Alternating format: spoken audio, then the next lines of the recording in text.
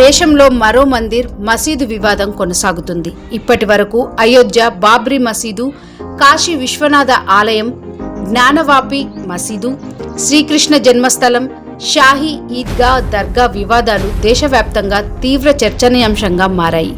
ఈ జాబితాలో మధ్యప్రదేశ్ దార్లోని భోజ్శాల కమల్ మౌలా మసీదు కూడా ఉంది.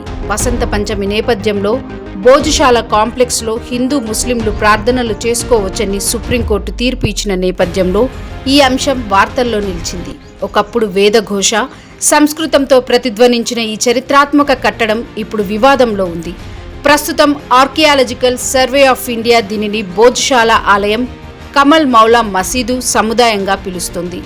క్రీస్తు శకం 1034లో పర్మాన్ రాజవంశానికి చెందిన శక్తివంతమైన రాజభోజుడు దీనికి పునాది వేశారు. భోజరాజు యోధుడు మాత్రమే కాదు, 72 కళలు, 36 రకాల ఆయుధాల వాడకాలతో నిపుణుడు. ప్రస్తుతం భోజశాలగా పిలువబడుతున్న ఈ ప్రాంతంలో సాంస్కృతిక విశ్వవిద్యాలయాన్ని స్థాపించారు. ఈ విశ్వవిద్యాలయం నలంద, తక్షశిల లాంటి గొప్ప సాంప్రదాయాలలో భాగంగా ఉంది. ప్రపంచవ్యాప్తంగా అనేక మంది విద్యార్థులు ఇక్కడికి వచ్చి విద్యను అభ్యసించారు. క్రీస్తు శకం 1035లో వసంత పంచమి రోజున సరస్వతీదేవి విగ్రహాన్ని ఇక్కడ ప్రతిష్ఠించారు. దాదాపు 271 ఏళ్లు ఈ ప్రదేశం విద్యా కేంద్రంగా ఉంది. ఈ వివాదాస్పద కట్టడం అప్పటి కళల్ని చూపిస్తుంది. మసీదు ప్రాంగణం, స్తంభాలు, గోడలు, పైకప్పుపై ఉన్న చిత్రాలు ఆనాటి వైభవాన్ని చూపిస్తాయి. సంస్కృత వ్యాకరణానికి సంబంధించిన నామాలు, క్రియలు, కాలాలు, సాహిత్య రచనలు రాతిపై చెక్కబడ్డాయి. విష్ణు అవతారమైన కూర్మావతారానికి సంబంధించిన ప్రాకృత స్తోత్రాలు, రాజా అర్జునవర్మ దేవుని కాలంలో రచించిన కర్పూర మంజలి వంటి నాటకాలు ఇక్కడ లభించాయి. కాళిదాసు, బాణభట్టుడు, భవభూతుడు వంటి మహానుభావులతో ఈ ప్రాంతానికి సంబంధం ఉందని చరిత్ర చెబుతుంది. క్రీస్తు శకం 1305లో అలావుద్దీన్ ఖిల్జీ దండయాత్ర మాల్వాల్లోని పర్మార్ పాలనను అంతం చేసిందని చరిత్ర చెబుతుంది.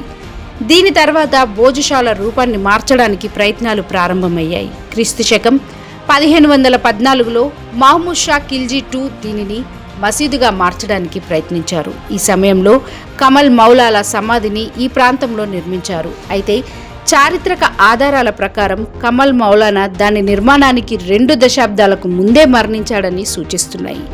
1875లో బ్రిటిష్ అధికారి మేజర్ కింగెట్ జరిపిన తవ్వకాల్లో సరస్వతి మాత విగ్రహం బయటపడింది.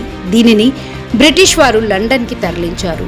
నేటికి ఈ విగ్రహం బ్రిటిష్ మ్యూజియంలో ఉంది. 1961లో ప్రముఖ పురావస్తు శాస్త్రవేత్త డాక్టర్ విష్ణు శ్రీధర్ వానకర్ విగ్రహాన్ని భారత్ తీసుకొచ్చేందుకు ప్రయత్నించినా ఫలితం దక్కలేదు. స్వాతంత్రం అనంతరం అనేక పరిపాలన, చట్టపరమైన మత ఉద్రిక్తతలకు ఈ నిర్మాణం కారణమైంది. 1936 నుంచి 1942 మధ్య ప్రార్థన, ఆరాధనకు సంబంధించిన అనేక వివాదాలు ఉన్నాయి. 1995 తర్వాత ప్రార్థన రోజులు, ప్రార్థన సమయంపై వివిధ వివాదాలతో వివాదం తీవ్రమైంది. 1997లో భద్రతా కారణాల దృష్ట్యా ప్రజలకు ప్రవేశాన్ని పరిమితం చేశారు. 2013, 2016లో వసంత పంచమి శుక్రవారం కలిసి వచ్చిన సమయంలో మత ఉద్రిక్తతలు పెరిగాయి. దార్ వీధుల్లో లాఠీ చార్జీలు, కర్ఫ్యూలు విధించాల్సి వచ్చింది. లేటెస్ట్ న్యూస్ అప్డేట్స్ కోసం డిస్క్రిప్షన్లో ఉన్న న్యూస్ ఆన్ ఫేస్ వాట్సాప్ ఛానల్ని ఫాలో అవ్వండి.